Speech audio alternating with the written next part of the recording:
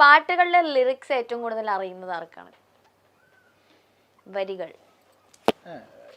ഇവളും അധികം അങ്ങനെ പാട്ട് കേൾക്കുന്ന ആളാണെന്ന് വെച്ചാൽ അറിയില്ല. ഞാനും അധികം അങ്ങനെ കേൾക്കുന്ന ആളല്ല. വരികൾ ഞങ്ങൾ രണ്ടുപേരും താരതമ്യം ചെയ്യുമ്പോൾ എനിക്കായിരിക്കും. അത്രേ ഉള്ളൂ. കാണിക്ക് ചേട്ടാ, ഞാൻ നീ ഇങ്ങനെ കൂടെ കൂടെ കാണിക്കുന്ന പറഞ്ഞ ആൾക്കാർ അതല്ല ബോർഡ് കാണിക്കാനാ പറഞ്ഞേ. അണ്ണ മിക്കവാറും പാടും പിള്ളേരുടെ അടുത്തായാലും. ആണോ? ഒരു പാട്ട് പാടിക്കേ. അങ്ങനെ പറയാൻ ഉള്ള സ്നേഹം കളയിച്ച് അടങ്ങുന്ന ആൾക്കാരാണ്. ഒരു പാട്ട് പാടിയാട്ടെ. അങ്ങനെ ഞാൻ പാടാറൊന്നുമില്ല. ചേട്ടാ തുടക്കത്തിൽ ഒരു പാട്ടങ്ങ് പാടി തന്നല്ലോ.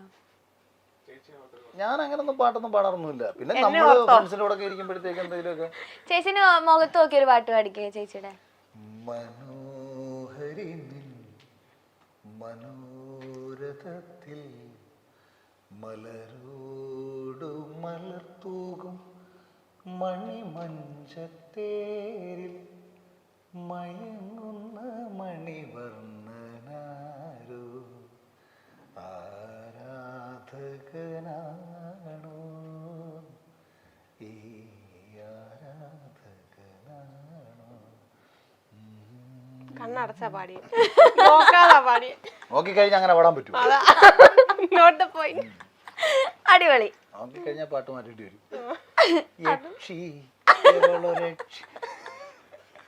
അതിലെ രാക്ഷസി പാട്ടാണ്. അന്ന് ചേച്ചി ഒരു പാട്ട് പാടിക്കാൻ ഞാൻ പാടൂല. ഡാൻസ് മാത്രമേ ഉള്ളൂ. ഇത് ഇച്ചിരി വോയിസ് ഒക്കെ ഒന്ന് കറക്റ്റ് ആയിട്ടൊന്ന് ബാലൻസ് ചെയ്തിട്ട് വേണേ പുറത്തുവിടാൻ. എഡിറ്റ് ചെയ്ത്. ഓക്കെ. എവിടെയെങ്കിലും പോകാൻ ഇറങ്ങുമ്പോ ലേറ്റ് ആകുന്നത് ആരാണ്? അത് വെള്ളമായിരിക്കും. ഞാൻ എനിക്ക് കുളിയൊക്കെ വളരെ ഫാസ്റ്റ് ആയിരിക്കും, ഡ്രസ്സിങ് ഫാസ്റ്റ് ആയിരിക്കും. അങ്ങനെ അധികം ഞങ്ങൾ അങ്ങനെ പുറത്തിറങ്ങി കറങ്ങാൻ പോയിട്ടില്ല. പിന്നെ എവിടെങ്കിലും ഒക്കെ പോകുമ്പോൾ ഇവളായിരിക്കും. Action start. The end. ഇന്ന് പോയേ. ചോദിക്കട്ടെ, വിയേർഡ് ആയിട്ടുള്ള കോമ്പിനേഷൻ ഫുഡൊക്കെ ട്രൈ ചെയ്യാൻ ആർക്കാണ് കൂടുതൽ ഇഷ്ടം? വിയേർഡ് അതായത് ഇപ്പോ ചപ്പാത്തിയും ഏത്തപ്പഴവും. അത് ഞാനാ. അതെന്തൊക്കെയാ ചേട്ടാ? നീ പറഞ്ഞ ഞാൻ ഇപ്പൊ ചപ്പാത്തിയിലൂടെ പഴം കഴിക്കുന്നത്. ചപ്പാത്തി പാല്, ചപ്പാത്തി പാല്, ചപ്പാത്തി പഴം, അതൊക്കെയാണ് ഞാൻ കഴിക്കുന്നത്. പുട്ടും ചോറും ചായ. പുട്ടും അച്ചാറും. പുട്ടും പഴവും കൂടെ ഇളക്കിയിട്ട് അച്ചാറും കൂട്ടി കഴിക്കും. എനിക്ക് ഭയങ്കര ഇഷ്ടമാണ്. മീനാച്ചാറുള്ള സമയത്ത് ഞാൻ മിക്ക ദിവസങ്ങളും ഞാൻ രാത്രിയിൽ ഞാൻ പുട്ടും പഴവും മീനാച്ചാറുമായിരുന്നു കഴിക്കുന്നത്. ഞാൻ ബിഗ് ബോസ് ഹൗസിൽ ഒരിക്കൽ പഴം വന്ന സമയത്ത് ഷീച്ചൻ്റെ അടുത്ത് ഇവിടെ കൊണ്ടുവന്ന് മീനാച്ചാറും കൂട്ടി ഞാൻ ഷീച്ചോണ്ട് ഞാൻ ആടി നോക്കാനല്ലോ സൂപ്പർ നന്നായി. ഇതൊക്കെ പായസവും അച്ചാറും അതിന് ഒരുപാട് ഒരു കഴിക്കുന്നതാണ്. മധുരവും ഈ എരിയും കൂടെ മിക്സ് ചെയ്ത് കഴിക്കാൻ ഭയങ്കര ഇഷ്ടമാണ്. ഓക്കെ. ആരാണ് പൈസ കൂടുതൽ സേവ് ചെയ്യുന്നത്? അന്നത്തെ കാര്യം ഇല്ല. പിന്നെ രണ്ടുപേരും മുണ്ടാലും സേവ് ചെയ്യാറില്ല. ഓരോ മാസവും ഞാൻ എങ്ങനെ കഴിഞ്ഞു പോയെന്ന് എനിക്കും ദൈവം ഇനി ഞാൻ എങ്ങനെ അടിപൊളിച്ച് ജീവിക്കും. സത്യം കേട്ടോ, എനിക്ക് ഭയങ്കര അത്ഭുതം തോന്നുന്നില്ല എൻ്റെ ലൈഫിൽ. പിന്നെ എനിക്ക് ആക്ച്വലി കൊച്ചിയിലൂടെ 1.5 ലക്ഷം രൂപയ്ക്ക് മേലെ ഒരു മാസം ചിലവാണ്. കാര്യം വണ്ടിയുടെ CC 32,000 രൂപ വണ്ടിക്ക് CC അടയ്ക്കണം, 22,000 രൂപ ഫ്ലാറ്റിന് റെന്റ് അടയ്ക്കണം, മുകളിലൊരു ഫ്ലാറ്റ് ഉണ്ട് കഥ എഴുതാൻ വേണ്ടി എടുത്തിട്ടേക്കുന്നത്, അതിന് 18,000 രൂപ അതിനടയ്ക്കണം. പിന്നെ പിള്ളേരുടെ പിന്നെന്ന് വെച്ചാൽ ഞാൻ ഡെയിലി ഈ മീനും കാര്യങ്ങളൊക്കെ എല്ലാം കൂടിയ സാധനങ്ങളെ വാങ്ങാറുള്ളൂ. എല്ലാം കൂടിയ സാധനങ്ങളെ വാങ്ങാറുള്ളൂ. ടൈഗർ പ്രോൺസ്, മറ്റേ നെയ്മീൻ, അതുപോലെ ഏലം വിളിക്ക് എടുത്തോണ്ടിരുന്നുള്ള. അപ്പോൾ ലൈഫും അത്യാവശ്യം പോഷായിട്ടാണ്. ഇങ്ങനെ നോക്കിയാൽ ഒരു 1.5 ലക്ഷം രൂപയുടെ ചില ഒരു മാസം പല രീതിയിലുണ്ട്. ചിട്ടിക്ക് കൊടുക്കണം. പക്ഷേ ഇത് ഈ മാസം വരുന്നത് വന്നു, അടുത്ത മാസം ഒരു ഐഡിയ ഒന്നുമില്ല, അങ്ങനെ പൊക്കോണ്ടിരുന്നേ. ഇത് എനിക്ക് അതാണ് ഞാൻ എപ്പോഴും ഈ ദൈവത്തിൽ ആരോ എനിക്ക് വേണ്ടിയിട്ട് കാര്യങ്ങൾ ചെയ്ത് തന്നുകൊണ്ടേയിരിക്കുന്നു എന്ന് എനിക്കെപ്പോഴും ഫീൽ ചെയ്യുന്നതായിരുന്നു. ഞാൻ ഇവിടെ വിളിച്ച് എറണാകുളത്തേക്ക് ഇറങ്ങുന്ന സമയത്ത് ഒരു പൈസയുടെ വരുമാനമൊന്നുമില്ല. പോകാന്ന് പറഞ്ഞൊരു പോക്കും പോയതാണ് പിള്ളേരുമായിട്ട്. പിന്നെ വരുന്നു ഹരിയുടെ കമ്പനിയിൽ നിന്ന് കുറച്ച് വരുമാനം കിട്ടി തുടങ്ങുന്നു. ഹരീഷ് എനിക്ക് മാസം ഒരു ചെറിയ പൈസ തരുന്നു. പിന്നെ ഇങ്ങനെ ഫ്രണ്ട്സ് ആരെങ്കിലും ഒക്കെ തരും. കാനഡയിൽ അനീഷ്, അവരൊക്കെയാണ് ഇങ്ങനെ കൂടെ പൈസ തരുന്നത്. ഇവന്മാരെല്ലാം കൂടെ കുറേ പൈസ പലപ്പോഴായിട്ട് തന്നിട്ടൊക്കെ ഉള്ളത് എടുത്ത് നമ്മൾ ജീവിച്ച് പോയി എന്നുള്ളതാണ്. ഓക്കെ, അത് പിന്നെ സംഭവിച്ചു. ഇങ്ങനെ ഇപ്പം ബിഗ് ബോസ് സംഭവിച്ചിട്ടുണ്ടെങ്കിൽ വേറെ എന്തെങ്കിലും സംഭവിക്കുമായിരുന്നു എന്നാണ് ഞാനും വിചാരിച്ചു. ഓക്കെ. ഇപ്പം ലേലം വിളിക്കാൻ പോയോ ബിഗ് ബോസ് ഹൗസിൽ നിന്ന് ഇറങ്ങിയിട്ട്? എന്തിൻ്റെ? മീൻ വാങ്ങാൻ തുടങ്ങാൻ പറ്റുന്ന അവസ്ഥയല്ലല്ലോ. അത് ഹരി കഴിഞ്ഞ ദിവസം പറഞ്ഞു, അളിയൻ വരുന്ന ഏറ്റവും വലിയ പ്രശ്നം അളിയന് മീൻ പിടിക്കാൻ പോകാം, ലേലം പിടിക്കാൻ പോകാൻ പറ്റത്തില്ല.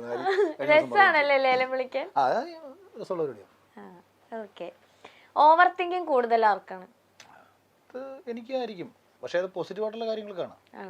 എന്ന് വെച്ചാൽ എന്താണ് ഓവർ തിങ്കിങ് എന്നല്ല പറഞ്ഞത്, പ്രോപ്പർ തിങ്കിങ് എന്ന് വേണേൽ പറയാം.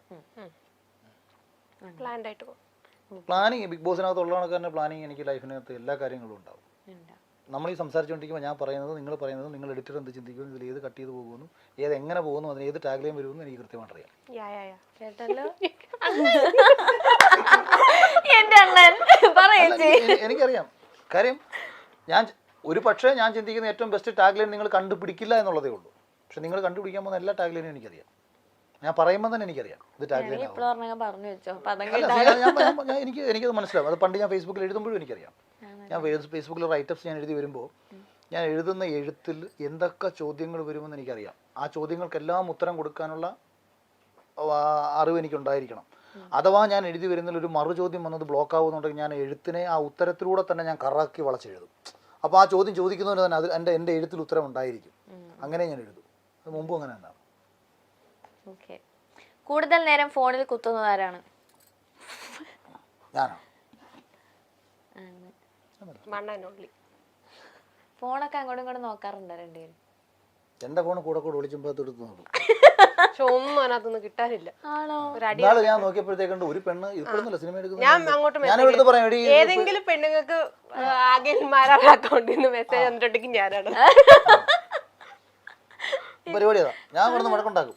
നീ എന്തിനാണ് എത്രയോ പെണ്ണുങ്ങൾ ചേട്ടാ ചേട്ടാ എന്നൊക്കെ പറഞ്ഞു കഷ്ടമല്ലയോ എന്തോ മോളെ എന്നൊക്കെ പറഞ്ഞു ഞാൻ ഒരു ലവ് ഒക്കെ വെച്ചു കൊടുക്കും.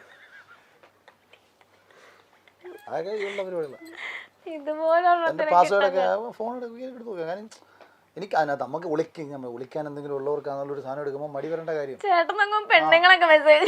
ഞാൻ പിന്നെ ഇടയ്ക്ക് അങ്ങനെ കണ്ടു. ഞാൻ നോക്കിയപ്പോഴത്തേക്ക് മേളിലോട്ട് 3-4 റിപ്ലൈ. ഇതാര് കൊടുത്തു?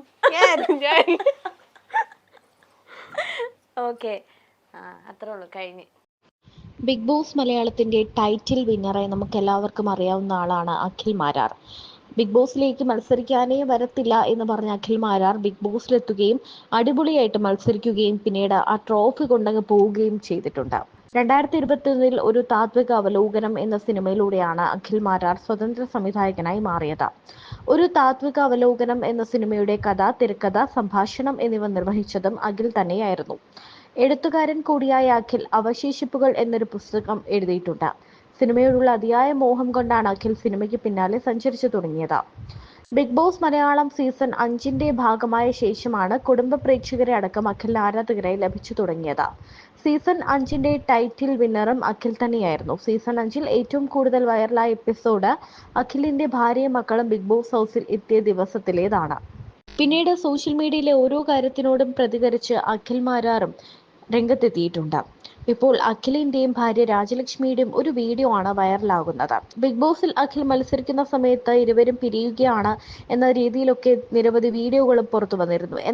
എന്നാൽ പിന്നീട് ബിഗ് ബോസ് മത്സരത്തിൽ നിന്നും ആ മത്സരം കഴിഞ്ഞ പാടെ ഇരുവരും തമ്മിലുള്ള സ്നേഹപൂർവ്വമായ ഒരു ബന്ധമാണ് നമ്മൾ കണ്ടത്.